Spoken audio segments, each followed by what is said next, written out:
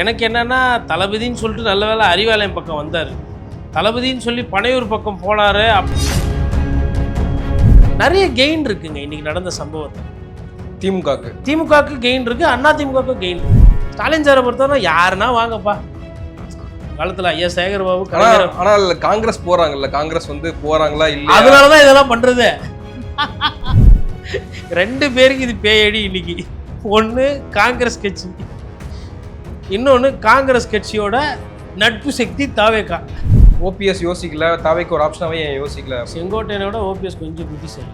விஜய் முதலமைச்சர் ஆக மாட்டாருன்னு தூக்கத்தில் போய் கேட்டிங்கன்னா கூட செங்கோட்டையன் சொல்லுவார். இப்போ மனோஜ் பாண்டியனோ ஓபிஎஸ் அவர்களோ இல்லை வைத்திலிங்கமோ என்ன பேசணும், எடப்பாடி பழனிசாமியை வீழ்த்துவோம். ஆப்போசிஷனில் புல்லட் எடுத்து நீங்கள் இபிஎஸ் மேலே வைக்கிறீங்கன்னா அப்போ உங்கள் டார்கெட் இபிஎஸ் தானே. மோடி அவர்களை வீழ்த்தணும்னு இவங்க சொன்னாங்கன்னா துஷ்மன் இடி அனுப்புறான்னு இருக்கு.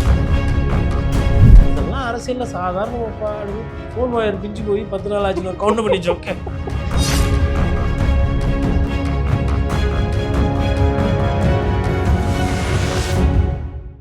சவுத் பீட் நேயர்களுக்கு வணக்கம்.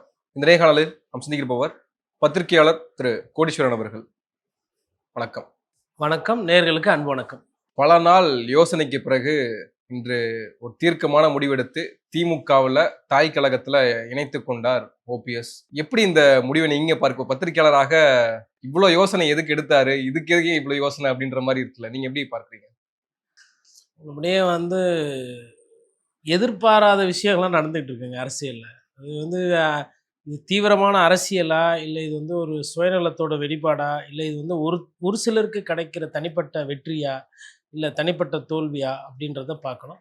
பட் இவ்வளவு காலதாமதம் எடுத்துருக்கக்கூடாது என்ன கேட்டால். முதல்ல அது நிறைய பேர் இன்றைக்கி அங்கே போயிருந்த அந்த பத்திரிகையாளர் சந்திப்பில் கூட இந்த கேள்வி தான் கேட்டாங்க. உங்களோட கூட இருந்தவங்களாம் முன்னாடி தனித்தனியாக ஒருத்தராக வந்தாங்களே, நீங்கள் கூட அப்போவே வந்திருக்கலாமே, எதனால் இவ்வளோ காலதாமதம் எடுத்தீங்க அப்படின்ற மாதிரி ஒரு சந்தேகம்.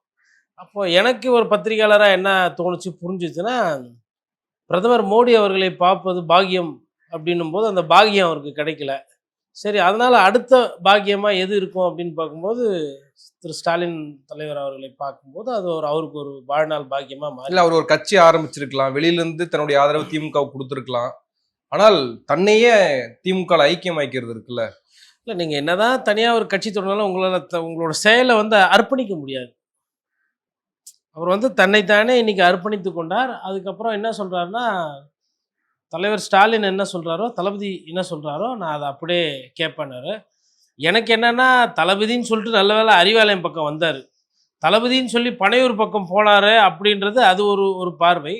சொந்தமாக ஒரு கட்சி தொடங்கி பண்ணியிருந்தா அவருக்கு உண்டான அந்த மாண்பு என்பது இன்னும் கொஞ்சம் சிறப்பாக இருக்கும். ஆதரவு என்பது நீங்கள் யாருக்கு வேணால் கொடுக்கலாம். மேபி ஒரு சொந்தமாக ஒரு கட்சி தொடங்கி போட்டி போட்டிருந்தா அது இன்னும் மாண்பை கூட்டியிருக்கும். அது எடப்பாடி பழனிசாமி இன்னும் வீக்கின் பண்ணியிருக்கும் அதிமுகவுக்கு. ஏன்னா எனக்குமே ரெபல் அப்படின்னும்போது அதனுடைய நோக்கம் என்பது வீரியம், தாக்குதல் என்பது இது.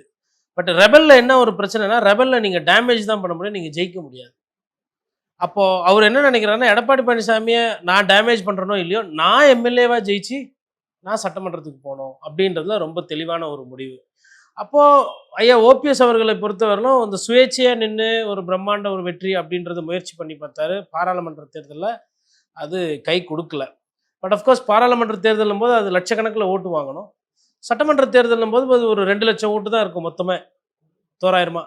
அப்படின்னும் போது அவர் அதை முயற்சி செஞ்சுருக்கலாம்.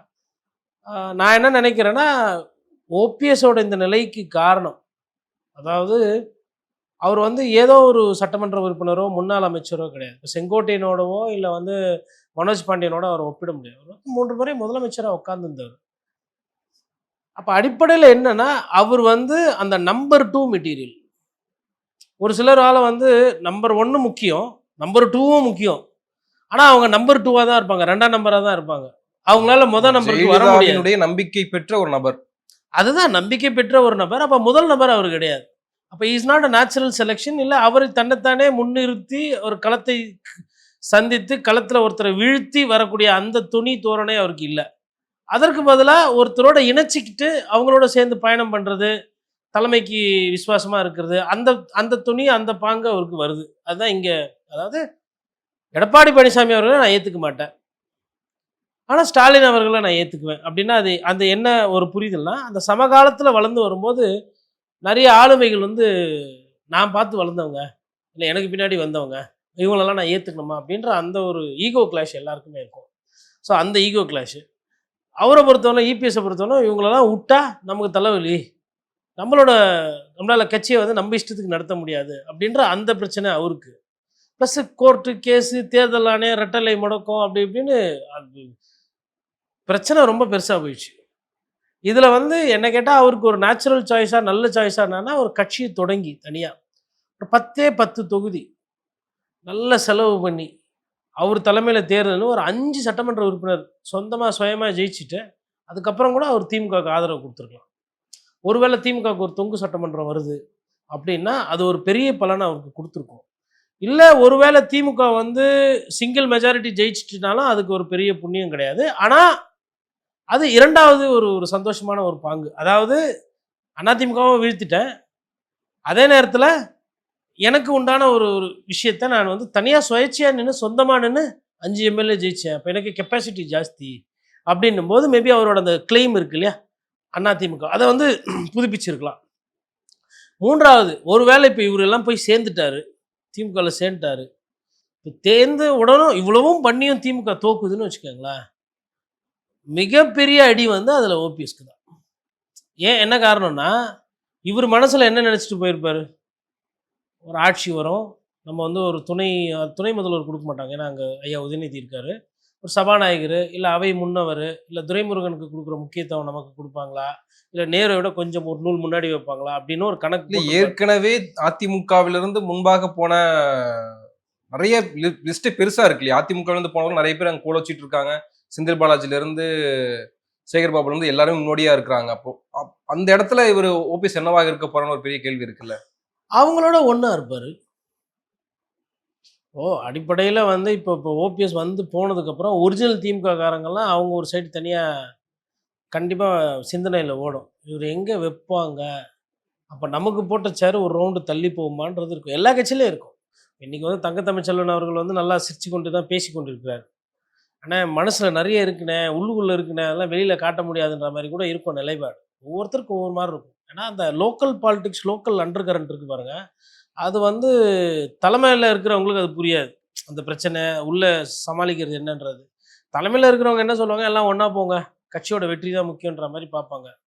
இது கரெக்டாக டிரான்ஸ்ஃபர் ஆகுமா ஓட்ஸு, இல்லை உள்ளடி வேலை எதாவது ஜாஸ்தியாக? ஏற்கனவே அங்கே எம்எல்ஏவாக இருக்கக்கூடிய நபருக்கும் தங்க தமிழ்ச்செல்வனுக்கும் இடையில மேடையிலே மோதல்லாம் நடந்துச்சு, அதெல்லாம் பார்த்தோம்.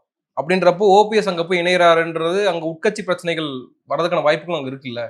கண்டிப்பாக உட்கட்சி பிரச்சனை இருக்கும், இல்லாமல் இருக்காது. ஏன்னா அவங்கவுங்களுக்குன்னு ஒரு ஒரு டீம் போடுவாங்க. பட் அப்போ தலைமை வந்து அதை கரெக்டாக கையாளணும், ஸ்டாலின் அவர்கள் தலைமையில். பட் இந்த விஷயத்தில் வந்து ஸ்டாலின் சாருக்கு வந்து ஒரு பெரிய வெற்றி தான் இது. என்னென்னா அங்கே பிடிக்கிறது இங்கே பிடிக்கிறத விட 3 முறை முதலமைச்சராக இருக்கிறவரே இங்கே வந்துட்டார் அப்படின்னும் போது அது ஒரு ஒரு ஒரு பேசுபொருளை உருவாக்கும், பர்செப்ஷனை பூஸ்ட் பண்ணும், அதில் மாற்றுக்கிறது கிடையாது. பட் ஆனால் அது ஆன்டி இன்கம்பன்சியை குறைக்குமா அப்படின்னா குறைக்காது. அதாவது அரசுக்கு மீது எதிர்ப்பான வாக்குகள் இருக்குது, இல்லை அரசாங்கத்து மீது மக்களுக்கு கோபம் இருக்குன்னா அதை நீங்கள் ஓபிஎஸ்ஸை வச்சு அணைக்க முடியாது. ஓபிஎஸ் என்பவர் பேசுபொருள், இப்போ நம்ம விவாதம் பண்ணுறதுக்கு இல்லை தலைப்பில் டிபேட்டில் பேசுகிறதுக்கு உதவும். அவர் மேபி போடியில் வந்து உதயசூரியன் நின்று ஜெயிக்கிறதுக்கு மேபி வாய்ப்பு இருக்கும். இப்போ இன்றைக்கி கோல் வச்சு தான் சொல்லி நீங்கள் சேகர் பாபு சொன்னீங்களே, அவரே கட்சி விட்டு கட்சி மாறின உடனே தோற்று போயிட்டார் உடனே. எதனாலனா அந்த சின்னம் வந்து அதனால தான் சொல்கிறேன், அவருக்கு முன்னாடியே போயிருக்கணும். இப்போ திடீர்னு ஊருக்குள்ளே போனவுடனே என் ராசா ரெட்டலையில் உனக்கு போட்டுறேன் அப்படின்ட்டாங்கன்னா வயசானவங்க யாருன்னா தலையை போட்டு பிச்சுக்கணும்.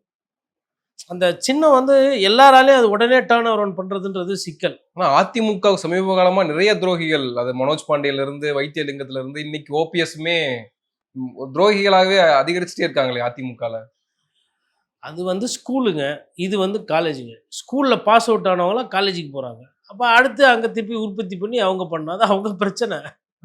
இப்போ என்ன சிக்கல்னா, அதிமுகவில் வந்து இந்த மாதிரி நிறைய பேர் போகிறத வந்துட்டு போனாலும் மாற்று கட்சியிலேருந்து வேறு யாருன்னா வராங்கன்னா சேர்த்துக்கிற ஒரு மனப்பாங்கு வச்சுருக்கோம். இப்போ உதாரணத்துக்கு மதுரையில் வந்துட்டு 2-3 பேர் சேர்ந்துருக்குறாங்க, மன்னன் சேர்ந்துருக்கு, எஸ்ஆர் கோபி சேர்ந்துருக்குறாங்க. இப்போ அதெல்லாம் வந்து மதுரை யூனிட்டுக்கு இருக்குது. அப்போ பெரியவர்கள்லாம் அங்கே அனுப்பிச்சிட்டு மேபி தெரியல எப்படி போகுன்றது தெரியல. பட் அதிமுகவை நோக்கி வந்து சேர்றதோட எண்ணிக்கை வந்து சற்று குறைவாக தான் இருக்கு. திமுகவில் வந்து பெரிய பெரியவர்கள் போய் சேர்றாங்க. அதிமுகவில் அந்த வரக்கூடிய ஃபோட்டோஸ் நான் பார்க்கும்போது 50 பேர் சேர்ந்தாங்க, இந்த மாவட்டத்தில் வந்து 30 பேர் சேர்ந்தாங்க, 20 பேர் சேர்ந்தாங்க, அப்படி தான் வருது. அப்போ அந்த சாதாரண ஆட்கள், சாமானியர்கள், அவங்களுக்கு ஏதோ ஒரு கட்சியில் பிரச்சனை இருக்குன்னு அந்த மாதிரி நபர்கள் வந்து இங்கே சேர்றாங்க. அந்த சைடில் பார்க்கும்போது முக்கிய தலகர்த்தாக்கள் இல்லை எம்எல்ஏவா இருந்தவங்க, அனுபவமானவங்க, வயதானவர்கள்லாம் அங்கே சேர்றாங்க. இது இதில் தாவேக்காலையும் கொஞ்சம் பேர் போய் சேர்றாங்க. உதாரணத்துக்கு இவர் தனபால் அவர்களோட மகன் போய் தாவேக்கால சேர்ந்திருக்கிறாரு. அவர் வந்து நீலகிரி மாவட்டத்தில் வேட்பாளராக இருந்தவர். ஸோ அந்த மாதிரி விஷயங்கள் தாவேக்காக்கும் அதிமுக இழந்துக்கிட்டு வருது. பார்க்கணும். அது அது வந்து கண்டிப்பாக பாதிப்பு இல்லாமலாம் இருக்காது. கண்டிப்பாக இதனால ஒரு பாதிப்பு இருக்கும். பட் அந்த பாதிப்பை தாண்டி அவர்கள் எப்படி தேர்தல் களம் செய்வாங்க. பாதிப்பு எடப்பாடிக்குன்னு சொல்றீங்களா? அதிமுகவுக்கு பாதிப்பு. ஏங்க அதாவதுங்க, ஒரு கட்சின்றது தலைவர்களை தாண்டின விஷயம். ஒரு காலத்தில் திமுகவுக்கு தலைவர் அண்ணா, அப்புறம் கலைஞர், அப்புறம் இன்னைக்கு ஸ்டாலின், இன்னும் 20 வருஷம் கழிச்சு யாருன்னு தெரியாது. அதே தான் அதிமுக. அதிமுகன்ற கட்சிக்கு வந்து இது வந்து ஏன்னா ஒரு ஓட்டு 5 ஓட்டுனாலும் அந்த பாதிப்பு அங்கே பாதிப்பு தானே. தலைவர்களோட அந்த சண்டை விருப்பு வேறுபாடுன்றது வேற. ஓபிஎஸ் அவர்கள் என்னைக்குன்னா வந்து யோசிச்சு பார்த்துருப்பாரா, எனக்கு உதயசூரியனில் ஓட்டு போடுங்க அப்படின்போது ஊரில் வந்து மறுக்கா சொல்லுன்னா இல்லைங்க ரெட்டலை இல்லைங்க இது வாட்டி உதயசூரியனில் நிற்கிறேன், அதனால் இப்படி காட்டின கை இப்படி காட்டணும். அதெல்லாம் வந்து ஒரு தர்ம சங்கடமான சூழ்நிலை. அதெல்லாம் வந்து இப்போ களத்துக்கு போகும்போது இப்போ இன்னைக்கு கூட பாருங்க, ஒரு என்ன சொல்றது, அவரோட முதல் சாய்ஸ் என்பது அதிமுகவை தலைவர் ஆகணுன்றது தான். ஆனால் அந்த போட்டியில் அவர் தோத்து போயிருக்கிறார். அதாவது உட்கட்சி சண்டையிலையோ உட்கட்சி போட்டியிலையோ இன்னைக்கு வந்து ஸ்டாலின் சாருக்கு ஒரு சைடு, இந்த சைடு வெற்றி. ஏன்னா முன்னாள் முதலமைச்சரையே வந்து கூப்பிட்டு வந்து என்னோட ஆட்சி நல்லா இருக்கு அப்படின்னு அதிமுகவில் முக்கியமாக இருந்தவரே இன்னைக்கு பாராட்டுற அளவுக்கு அதை பண்ணுறாரு. ஆனால் எடப்பாடி பழனிசாமி அமைதியாக இல்லாமல் அப்பா இப்போ தாண்டாப்பா பாரமே குறைஞ்சிது, தர்ம யுத்தத்தை பற்றி கேட்டால் பழசை பற்றி பேசாதீங்கண்டா, இதை தானே நான் சொன்னேன் 8 வருஷமா. இப்போ இனிமேல்ட்டு என்னன்னா என்ன செய்ய போகிறார் ஓபிஎஸ், என்ன செய்ய போகிறார் ஓபிஎஸ் அப்படிலாம் இல்லை. என்ன செய்ய போகிறார் ஓபிஎஸ், உதயசூரியனுக்கு போய் ஓட்டு கேட்டு போடியிலையோ தேனிலையோ கம்பத்திலையோ நிற்க வேண்டியது தான். பெரியகுளையும் ரிசர்வு மிச்சம் ஏதோ ஒரு தொகுதியில் நிற்க வேண்டியதான். இப்போ தேனி அப்படின்னோன்னா இல்லை கம்பம் அப்படின்னோன்னா கம்ப ராமகிருஷ்ணனுக்கு பயமாக வரும். ஐயோ 5 வாட்டி எம்எல்ஏவாக இருக்கிற, எம்எல்ஏ கூட இல்லாமல் போயிருமோ, திடீர்னு போடி செட் ஆகாது மாறணும்னு நினைக்கிறாருன்னு வச்சுக்கோங்களேன். ஓபிஎஸ் தேனியில் எங்கே கேட்டாலும் குத்துருவாங்க. அங்கே இருக்கிற டிஎம்கே எம்எல்ஏக்கு தான் சிக்கல். அதனால் ரொம்ப சுவாரஸ்யமான அரசியல். ஆனால் வேலுமணி சொன்னார், அதிமுகவிலிருந்து பிரிந்து போனவர்கள் எல்லாம் வந்து திரும்பி அதிமுகவுக்கு வருவாங்க, அவங்க உரிய மரியாதையும் இடமும் கொடுத்தா அவங்க திரும்பி வரதா சொல்லியிருக்காங்கன்னு வேலுமணி சொன்னார். ஆனால் நிலைமை வேற மாதிரி இருக்கு. வேலுமணி வந்து டிஃபெண்டர் பொசிஷன் ஆடுறாரு. அதாவது என்னன்னா, டிஃபெண்டர் என்ன, எதிரி வந்து இன்னும் ஓட்டையை போட்டுறக்கூடாதுன்றதை அதை காப்பாற்றுறதுக்கு இங்கேருந்து இன்னும் யாரும் போகாதீங்க, பார்த்துக்கோங்க, செங்கோட்டையன் போனார், என்ன நிலைமையில் இருக்கிறாரு பாருங்கன்றது சொல்கிறதுனுடைய காரணம். அவர் பேரை சொல்லாமல் அதை பற்றி சொல்கிறதுக்கு காரணம் என்னன்னா, இனிமேல் யாரும் போகாதீங்க, போனீங்கன்னா எனக்கு தெரிஞ்சு இனிமேல் போகிறதுக்கு ரொம்ப பேர் கிடையாது. அதாவதுங்க சீட்டு கிடைக்கலன்னா அந்த விரக்தியில் கட்சியிலேருந்து போவாங்க, இந்த கட்சியிலேருந்து போவாங்க, அந்த கட்சியிலேருந்து போவாங்க, அந்த கட்சியிலேருந்து இங்கே வருவாங்க. அது எப்பயுமே நடக்கும். பொதுவாக அது அந்த சினாரியோ எல்லாமே ஆளுகின்ற கட்சியை நோக்கி தான் கிராவிடேஷன். ஏன்னா பவர் இருக்குது, அங்கே அதிகாரம் இருக்குது. ஸோ அதிகாரத்தை நோக்கி தான் சாதாரணவர்கள் அதுதான். லட்சியவாதிகளோ தொண்டர்களோ அவர்களோட மனநிலை அப்படி இருக்காது. அவங்க என்ன நினைப்பாங்கன்னா, நம்ம இருக்கிற இயக்கத்தை ஜெயிக்க வைக்கணும்னு இருப்பாங்க. பட் அரசியலில் நமக்கு என்ன ஆதாயம், நமக்கு என்ன தேவை அப்படின்னு பார்க்கும்போது அவர்கள் பார்த்தீங்கன்னா இந்த தேர்தல் நேரத்தில் மைக்ரேட் ஆவாங்க. அதிமுக தொண்டர்கள் ஒரு பார்வை இருக்குங்களா, அதாவது கட்சிக்குள்ள பிரச்சனைனா கட்சிக்குள்ள இருந்துட்டு நீங்க அந்த போர்க்குடி தூக்கலாம், இல்லை வந்து பிரச்சனைகள் உருவாக்கலாம். ஆனால் அதை எதிரிகிட்ட போய் சரணடைஞ்சு அதிமுக வீழ்த்துன்னு நினைக்கிறது இருக்குல்ல. இல்லை, அதிமுக தொண்டர்களை பொறுத்தவரை இப்போ டிசோன் பண்ண ஆரம்பிச்சிருவாங்க. அதாவது நிறைய பேர் என்ன அந்த சைக்காலஜிக்குள்ளே போய் பார்த்தீங்கன்னா, அவங்க வந்து என்றைக்குமே அவங்களுக்கு வந்து கரவேஷ்டி ரெட்டலை எம்ஜிஆர் போட்டு போட்டால் உற்சாகமாவாங்க. அம்மா புகழ் பற்றி பேசினா அவங்களுக்கு ஒரு கூஸ் பம்ப்ஸ் மூமெண்ட், அவ்வளோதான் அவங்களோட எதிர்பார்ப்பு. தொண்டர்களை அவங்கள பொறுத்தவரை களத்தில் வந்து திமுக எதிர்த்து சண்டை செய்யணும், வெற்றி தோல்வியை தாண்டி நான் திமுக எதிர்த்து சண்டை செய்யணும். அப்போ திமுக அந்த டேங்கரில் அந்த பெட்டாலியனில் எதிர் உட்காந்து வர்றது வந்து ஓபிஎஸ்ஸா மனோஜ் பாண்டியனாலாம் தெரியாது. உதயசூரியனில் வந்தால் நான் கல் எறிவேன். இப்போ நாளைக்கு திமுகவில் இருக்கிறவங்க யாருன்னா உடனே அந்த கடைசி நேரத்தில் போகும்போது தொண்டரோட மனநிலை என்னவா இருக்கும்னா, ரெட்டலையில் உட்காந்து நீ வந்தீன்னா நீ எனக்கு பழக்கப்பட்டா இருந்தாலும் நான் திமுக காரனா நான் கல்லெறிவேன், நான் வந்து உன்னை அட்டாக் பண்ணுவேன். காடஸோட மைண்ட் செட் அப்படி தான் இருக்கும். அதாவது 80 விழுக்காடு காடஸ். ஒரு சில தலைவர்கள் என்ன பண்ணுவாங்க, பெரிய தலைவர் என்ன பண்ணுவாங்க, இந்த தொண்டர்களை சேர்த்து மனமாற்ற அந்த பக்குவம் இருக்கும். உதாரணத்துக்கு திருநாவுக்கரசு ஒரு காலத்தில் அதை பண்ணியிருக்கிறார். பட் அந்த மாதிரி ஒரு பெரிய தொண்டர் எழுச்சியோ தொண்டர் படையோ ஓபிஎஸ்க்கு இல்லைன்றதான் நிதர்சனமான உண்மை. ஒருவேளை அவருக்கு அது இருக்குமே ஆனால் அந்த மாதிரி ஒரு ஒரு ஸ்ட்ரென்த் இருக்கணும்னா இபிஎஸ்ஏ வந்து ஏதோ ஒரு ஆப்ஷன்ஸ் திங்க் பண்ணியிருப்பார். எடப்பாடி பழனிசாமி என்ன நினைக்கிறாருன்னா, இவர் இல்லாமலே என்னால் வெற்றி பெற முடியும். இந்த தேர்தல் கூட்டி கழிச்சு பார்க்கும்போது எடப்பாடி பழனிசாமிக்கு உண்டான தேர்தலும் கூட தான். அவர் முதலமைச்சராக வரணுமா இல்லையான்றது எல்லாரை விட அதிகமாக ஆசையோ பயமோ அக்கறையோ சந்தோஷமோ பார்த்தீங்கன்னா அவருக்கு தான் இருக்கும். அப்போ அவர் என்ன நினைப்பாங்க அப்படின்னா, இல்லை என்ன நினைக்கிறார் நான் புரிஞ்சுக்கிறேன்னா, ஈகோ அது இதெல்லாம் ஜாஸ்தி. டிடிவி தினகரன் கூட இல்லைன்னா நான் தோற்று போயிடுவேன். ஓபிஎஸ் போனாலும் எனக்கு வந்து வெற்றி வாய்ப்பு பாதிக்காது அப்படின்ற புள்ளிக்கு அவர் நகர்றாரு. அது சரியா தவறா அந்த கணிப்பு கரெக்டாக தப்பான்றது தேர்தல் முடிவு சொல்லும்.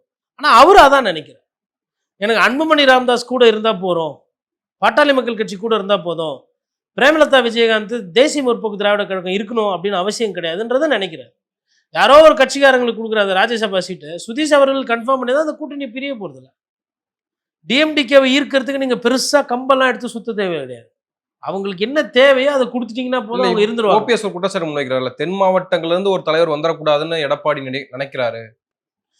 ஒரு தலைவர் வந்து வர்றது வராமல் போகிறதுலாம் அந்தந்த மக்கள் முடிவு பண்ணுறது. ஏன் ஐயா நல்ல கண்ணை பார்த்தா அவங்களுக்கு தலைவராக தெரியலையா? அவர் எங்கேருந்து வந்தார்? ஊழல் பண்ணால் தான் தலைவராக ஏற்றுக்குவீங்க. ஹவுசிங் போர்டில் கொள்ளையடிக்கணும், பில்டிங்ஸு ஃப்ளாட்ஸ்லாம் நல்லா கல்லா கட்டணும், சிபிஐ ரெய்டு ஐடி ரெய்டுலாம் வந்தால் தான் தலைவர் இல்லையா? சமூகத்தை குறிப்பிட்டு சொல்கிறாரு. அவரெல்லாம் வந்து அரசியல் தலைவர்கள் பற்றி ஆளுமை பற்றிலாம் பேசவே கூடாது. ஏன் அப்படின்னா, அதிமுகவில் அவருங்க ஒரு அம்மையார் ஜெயலலிதாவுக்கு விசுவாசமாக இருந்தாருன்றது ஒரு பார்வை. அதை தாண்டி சசிகலா அவர்களுக்கு தான் அவங்க முக்கியத்துவம் கொடுத்து, சசிகலா அவர்கள் மூலயமா தான் இவருக்கு முக்கியத்துவம் கிடச்சிது. அந்த சசிகலா அவர்களுக்கு இவர் எதுவும் பண்ணலை. அவங்கள கட்சியிலேருந்து நீக்கினப்போ கையெழுத்து போட்டவர் தான் இவர். அதுக்கப்புறமா சரி வந்தாச்சு சேர்ந்தாச்சு.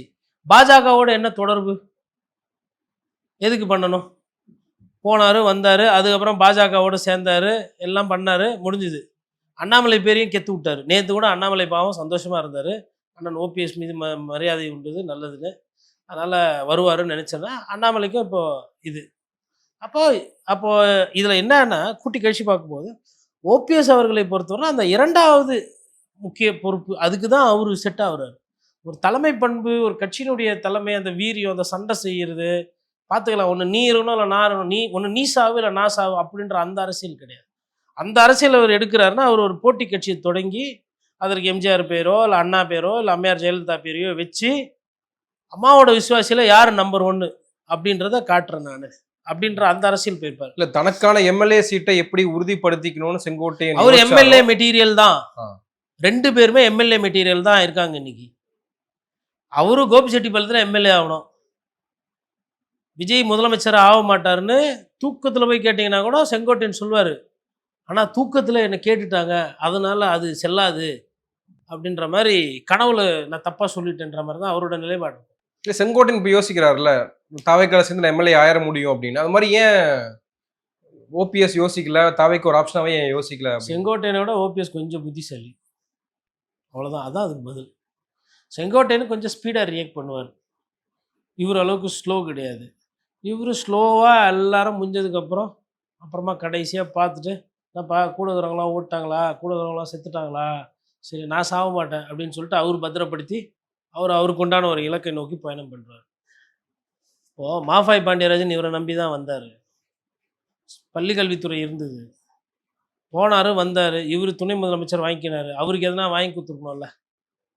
அமைச்சராக ராஜினாமா பண்ணது யார்? மாஃபாய் தானே. அந்த மாஃபாய்க்கு திருப்பி இலாக்கா ஒதுக்கும்போது, சின்ன இலாக்கா ஒதுக்கும்போது இவர் கேட்கலையே. புகழேந்தியை கட்சி விட்டு நிற்கிறாங்க, பெங்களூர் புகழேந்தியை கூட கையெழுத்து போட்டது இவர்.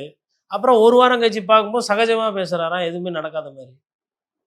அன்வர் ராஜா நீக்கிறதுக்கு கையெழுத்து போட்டவர் இவர் கூட இருந்து. ஒருங்கிணைப்பாளராக நான் கையெழுத்து போட மாட்டேன், அதெல்லாம் நான் அனுமதிக்க மாட்டேன்னு சொல்லி என்னைக்குன்னா மற்றவங்க யாருக்குமே அவர் பண்ணது கிடையாது. அதனால் அதிமுக தொண்டர்களை பொறுத்தவரைக்கும் அவங்களுக்கு வந்து ரொம்ப நாளாக வந்து இந்த ஒற்றை தலைமை தான் எந்த கட்சிக்குமே அது எடுபடும். இப்போ ஜெயலலிதா அணி அவங்க இருந்தப்போ ஜானகி அம்மையார் வந்து தோத்துட்டாங்க. அதுக்கப்புறமா என்ன பண்ணிட்டாங்க, ஒரு லெவலில் அவங்க பெருந்தன்மையை கொடுத்துட்டு போயிட்டாங்க. இந்த மாதிரி வழக்கெல்லாம் பண்ணல. ஓபிஎஸ் அவர்கள் என்ன பண்ணிட்டாருன்னா, பெருந்தன்மையாக பண்ணாமல் இனிமேல்ட்டு வந்து கோர்ட்லலாம் வந்து போய் அவர் டிஎம்கேல சேர்ந்துட்டாருங்க. இருந்தாலும் நீங்கள் ஒருங்கிணைப்பாளர் பதவி அவருக்கு திருப்பி பழைய மாதிரி குத்திங்கன்னா வந்து சேர்ந்துருவாருன்னா, ஜட்ஜி பேப்பர் கீப்பர்லாம் தூக்கின்னு ஓடி போயிடு அப்படின்னுவாங்க. எங்களை பார்த்தா என்னன்னு தோணுது உங்களுக்கு அப்படின்னு. அதனால் ஆல்ரெடி அந்த லீகல் பேட்டில் இனிமேல் ஓவர். அந்த ஒற்றை தலைமை தான் அதிமுக ஆட்களுக்கு இருக்கும் ஒற்றை அப்படின்னா, தலைமைக்கு வந்துடுச்சு இல்லை இன்னைக்கு. இப்ப அந்த எடப்பாடியை எடுத்துட்டு அந்த இடத்துல ஸ்டாலினை வச்சு இப்போ அன்வர் ராஜால இருந்து வைத்தியலிங்கம், மனோஜ் பாண்டியன், இப்போ ஓபிஎஸ்மே ஸ்டாலினை என்ன ஏத்துட்டாங்க. சொல்லணும் இப்போ மனோஜ் பாண்டியனோ ஓபிஎஸ் அவர்களோ இல்லை வைத்தியலிங்கமோ என்ன பேசணும்? எடப்பாடி பழனிசாமியை வீழ்த்துவோம். அப்போ ஆப்போசிஷன்ல புல்லட் எடுத்து நீங்க இபிஎஸ் மேல வைக்கிறீங்கன்னா அப்போ உங்க டார்கெட் இபிஎஸ் தானே. இப்போ மோடி அவர்களை வீழ்த்தணும்னு இவங்க யாரும் பேச மாட்டாங்க. ஸ்டாலின் சார் வேணா சொல்லலாம் முதலமைச்சர். மோடி அவர்களை வீழ்த்தணும்னு இவங்க சொன்னாங்கன்னா துஷ்மன் இடி அனுப்புறான் இரு. உங்களாம் பிரேக் விட்டது தப்பா போச்சுல, எல்லாருமேலே இருக்குது வழக்கு நிலுவை. அதனால அவங்க அதை பண்ண மாட்டாங்க. அது இன்னொன்று தேவையும் கிடையாது. ஏன்னா சட்டமன்ற தேர்தல் அவங்களுக்கு தெரியும். அப்போ இபிஎஸ் தான் அவங்களோட டார்கெட்னு வரும்போது ஆட்டோமேட்டிக்காக ஸ்டாலின் வர்சஸ் இபிஎஸ்னு அந்த கடைசி நேரத்தில் நம்ம இதை தான் ஃபர்ஸ்ட் வந்து சொல்லிட்டு இருக்கிறோம். இப்படி தான் போகும். ஏன் வந்து இப்போ ஆட்சியில் பங்கு, அதிகாரத்தில் பங்கு, இப்போ இன்னைக்கு விஜய் கிட்ட போனா, தம்பி அண்ணன் ஒரு 3 வாட்டி முதலமைச்சராக இருந்திருக்கிறேன். செங்கோட்டையன் எனக்கு முன்னாடி இருந்தாலும் அது சும்மா அவர் பெரிய எல்லாம் கிடையாது. நான் தான் அந்த அலாவுதீன் அற்புத விளக்கு மாதிரி பூரா மேஜிக் பண்ண தெரியும். உசூர் நீங்கள் சொல்லுங்கள் என்ன செய்ய வேண்டும். நீங்கள் முதலமைச்சராக இருங்க, நான் வந்து துணை முதல்வராக ஆகிக்கிறேன். தம்பியையும் கூடவே வச்சுக்கோங்க, நல்லா மொத்தமாக சேர்ந்து பண்ணலாம். தேனியில் நான் ஒரு நல்ல ஓப்பனிங் பண்ணித்தரேன் அப்படின்னா விஜய் வந்து என்ன இல்லைங்க வானாங்க அப்படின்னு நான் சொல்ல போகிறாரு. நீங்கள் உடனே நம்மளோட படத்தை மாற்றணும்னு கிடையாதுன்னு, ஒரு மாதத்துக்கு 2 மாதத்துக்கு வேணால் அம்மாவோட படம் வச்சுக்கோங்க. பாடலாம் கூட வண்டியில் வரும்போது அந்த பாட்டு எம்ஜிஆர் பாட்டு கேட்டுக்கோங்க. கிட்ட நெருக்கத்தில் கட்சி ஆஃபீஸ் கொண்டு வரும்போது வண்டி வைப்பு பண்ணுற பாட்டாக போட்டுக்கோங்க. உங்கள் விஜய் இல்லை உங்களுக்கு அது கொஞ்சம் பழசாக இருந்ததுன்னா நீங்கள் இன்னும் பழைய படங்கள்லாம் எந்த இருக்குது கிடையாது. காதலுக்கு மரியாதை அதெல்லாம் கொஞ்சம் ஸ்லோவாக இருக்கும் மியூசிக்கு. அந்த மாதிரி பாட்டு நீங்கள் போட்டுன்னு வரலான்னு தான் சொல்ல போகிறாரு. அப்போ ஆட்சியில் பங்கு, அதிகாரத்தில் பங்குன்னா ஒருத்தர் கூட பனையூர் போக மாட்டேன்றீங்க. என்ன ஒரு 1/2 மணி நேரம் எக்ஸ்ட்ரா வண்டி ஓட்டணும் அறிவாலயத்துலேருந்து வேகமாக. அதுவும் உங்களுக்குலாம் Z+ செக்யூரிட்டி வேறு. ஐயா ஓபிஎஸ் வரார், முன்னாள் முதலமைச்சர், கொஞ்சம் வழி விடுங்கன்னா ஆட்டோமேட்டிக்காக கான்வாய் கிளியர் ஆக போகுது. பனையூருக்கு ஒரு 1/2 மணி நேரம் 3/4 மணி நேரம். இல்லைனா நைட்டு ஏர்போர்ட் பக்கத்தில் இந்த சைடு வந்து இங்கே டி நகரில் ஹோட்டல் எடுத்து தங்கினதுக்கு பதிலாக அறிவாலயத்துக்கு பக்கத்தில் அங்கே நீங்கள் ஓஎம்ஆரில் ஹோட்டல் எடுத்து தங்கினீங்கன்னா அங்கேருந்து பனையூர் அதே காலம் வரும் 20 நிமிஷத்தில் போயிடலாம். விஜய் சார் தான் முன்னால் போய் தங்க மாட்டார் ஒரு இடத்துக்கு. இவங்கெல்லாம் அரசியல்வாதிகள், அதனால் முன்னாடியே போய் தங்கிடுவாங்க. எங்கே போகணுமோ அது பக்கத்தில் தங்கிட்டு போய் சேர்ந்து இருக்கலாம். யூஸ்வலாக இப்போது இதில் பெரிய லாஸ் யாருக்குன்னு பார்த்தா நிறைய கெயின் இருக்குங்க. இன்றைக்கி நடந்த சம்பவத்தில் திமுகவுக்கு கெயின் இருக்குது, அதிமுகவுக்கு கெயின் இருக்குது. அதிமுகவுக்கு என்ன கெயின்னா, இபிஎஸ் சொன்னது சரிப்பா அப்படின்னு சொல்லிட்டு அதிமுக தொண்டர்கள் கன்வின்ஸ் ஆகிக்குவாங்க. இவ்வளோ நாள் ஒருங்கிணைப்பு அது இதுன்னா பார்த்தியா எங்கே போய் சேர்ந்துட்டாங்க. அவங்களுக்கு என்ன இருக்குது, தொண்டர்னா எல்லாத்துலேயும் போய் எம்எல்ஏ நின்று ஜெயிக்கணும், மாவட்ட செயலர் ஆகணும், அமைச்சர் ஆகணும், டெண்டர் எடுக்கணும்னா இல்லையே. கட்சியோட அனுதாபி. அவங்களுக்கு வந்து என்ன ஆகும்னா, இது பாடம் கொடுக்கணுண்ணா, வரட்டும் ஓட்டு கேட்டு வரட்டும் ஊருக்குள்ளே போடிக்குள்ளே நாங்கள் பார்த்துக்குறோம். முன்னாடி எப்படி இருந்ததுன்னா சீனு, இபிஎஸ் போகும்போது ஊருக்குள்ளே இது நடந்தது. எடப்பாடி பழனிசாமி தேனி போடியில் பிரச்சாரம் பண்ணும்போது அவருக்கு பெரிய வரவேற்பு கிடையாது. நிறைய இடத்துல ஒரு 10 பேரா 5 பேராக வந்துட்டு பிரச்சார வாகனம் போகும்போது வந்துட்டு இபிஎஸ் வந்து ஒழிக, ஓபிஎஸ் வாழ்க அப்படின்னு கோஷம் போட்டதெல்லாம் இருந்தது. இப்போ அதில் நிறைய பேர் என்ன நினைப்பாங்க, அவர் தான் போய் சேர்ந்துட்டார, நான் எதுக்கு இனிமேல் போய் இபிஎஸ்ஸை திட்டணும், அவர் திமுக வர்சஸ் அதிமுக அந்த சண்டே அவங்க பார்த்துக்கிட்டோம் அப்படின்னு சொல்லிட்டு அவங்கவுங்க அந்தந்த கட்சிக்காரங்க இனிமேல் அதற்குண்டான கோரிக்கையோ அதற்குண்டான போராட்டத்துக்கு வழியில். இப்போ இபிஎஸ்க்கு ரூட்டு கிளியரா, தேனிலே போய் பிரச்சாரம் பண்ணனாலும் தேனி அதிமுக யூனிட்டை வச்சுக்கிட்டு நான் பிரச்சாரம் பண்ணுவேன். எனக்கு வந்து அந்த உட்கட்சி தலைவலி கிடையாது. அது அதிமுகவுக்கு கெயின். இன்னொன்று, தேனியில் நிறைய பேர் இருந்திருப்பாங்கல்ல அதிமுகவில், அண்ணே என்னப்பா அண்ணே ரொம்ப நாளாக அந்த ஓபிஎஸ் இருந்திருந்தாலும் எந்த பதவியுமே எங்களுக்குலாம் கிடைக்கல. செங்கோட்டையன் சேர்ந்த தாவேக்கால சேர்ந்த பிறகு போய் பிரச்சாரம் பண்ணார் கோபிச்செட்டிப்பாளையத்தில், அதே மாதிரி தேனியில் போய் பிரச்சாரம் பண்ணுவாங்க. தேனியில் பிரச்சாரம் பண்ணுவாங்க. அப்போ அந்த தேனியில் ஓபிஎஸ்ஸால் அந்த அவங்களோட அந்த ஆதிக்கத்தினால பதவிகள் கிடைக்காம இருந்திருப்பாங்க இல்லையா, இல்லை ஓபிஎஸோட பதவிக்கு வரும்னு ஆசைப்பட்டிருப்பாங்க இல்லையா, அவங்களுக்கு இப்போ ஒரு சான்ஸு. மாவட்ட செயலாளர்கள் மாற்றப்படலாம், புதுசாக நகர செயலாளர்கள் அதெல்லாம் ஆல்ரெடி போட்டிருப்பாங்க. பட் இப்போ ரூட்டு கிளியரு.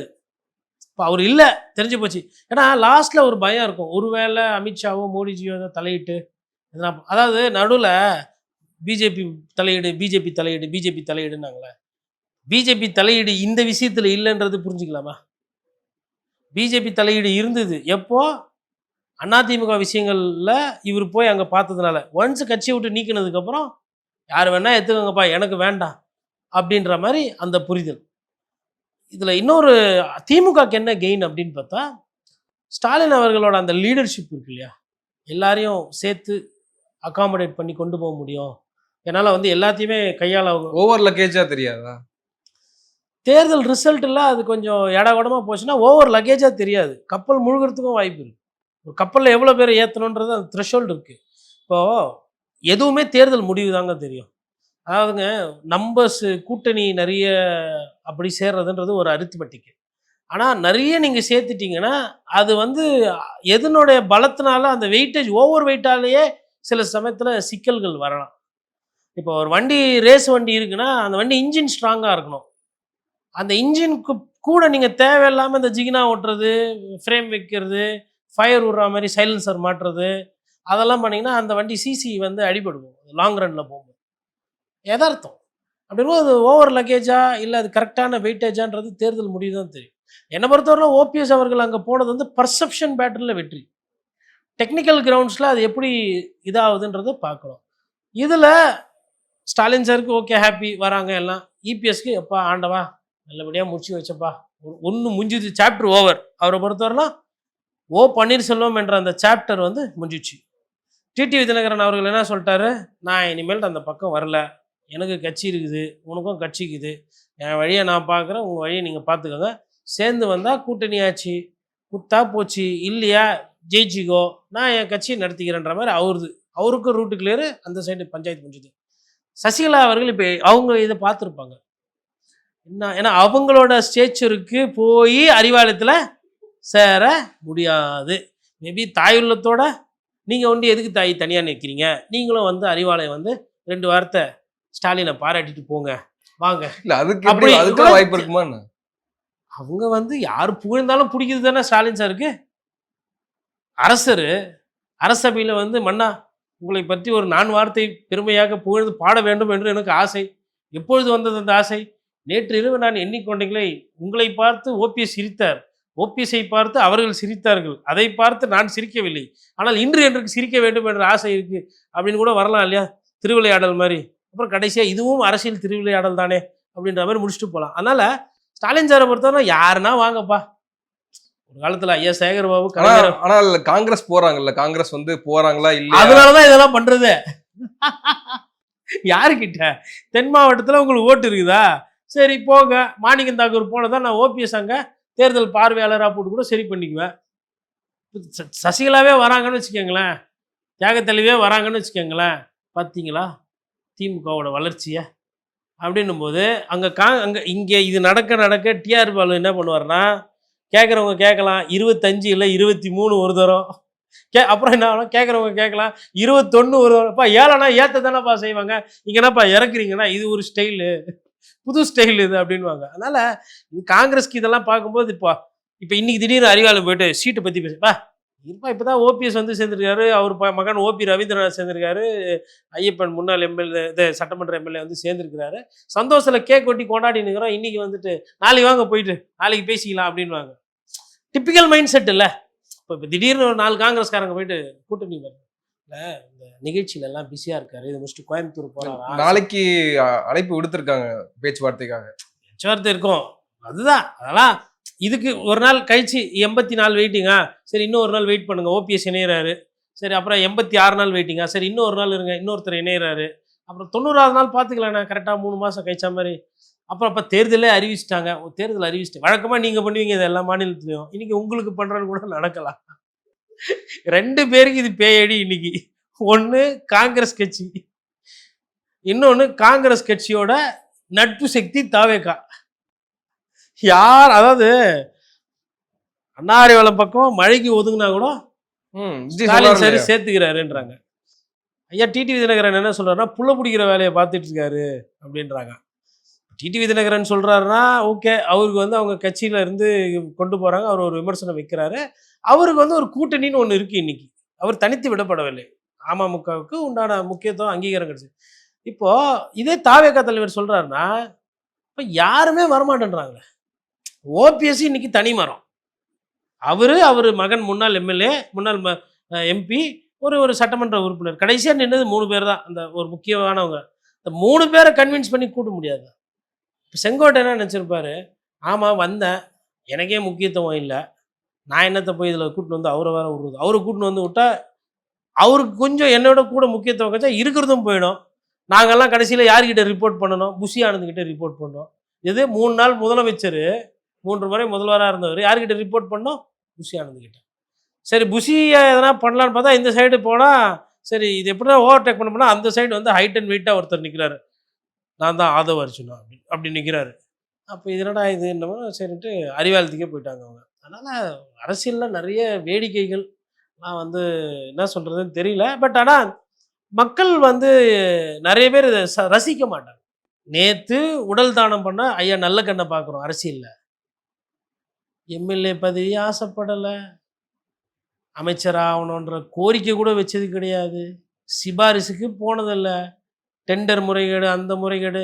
101 வயசில் 80 வருஷம் அரசியல்வாதி. இப்போ மக்களுக்கு பிரச்சனைன்னும் போது அதை பார்த்து பயணம் பண்ண அரசியல்வாதி. 72 குண்டு முழக்க மாலை மரியாதையோட, கௌரவத்தோட, கண்ணியத்தோட, செஞ்சிலுவை வணக்கம், அதாவது செங்கோடி வணக்கம், எல்லாம் கம்பீரமான வாழ்க்கை. அரசியல் தூய்மை, அரசியல் நேர்மை அப்படின்னா ஐயா நல்லக்கண். இப்போ இந்த சைடு என்னப்பா நேற்று வரணும் அப்படின்னாரு, இன்னைக்கு இப்படி, இதெல்லாம் அரசியலில் சாதாரணமாப்பா அப்படின்னு ஃபோன் ஒயர் பிஞ்சு போய் 10 நாள் ஆச்சு நான் கவுண்ட் பண்ணிச்சு. ஓகே, அது மாதிரி தான். அதனால் இது சாதாரணமான அரசியல். அதனால் அது பார்க்கணும், மக்கள் இதை எப்படி ஏற்றுக்குறாங்கன்னு பார்க்கணும். நன்றி, நிறைய விஷயங்களை பகிர்ந்துருக்கீங்க. உங்க நேரத்துக்கு மிக்க நன்றி. நன்றி.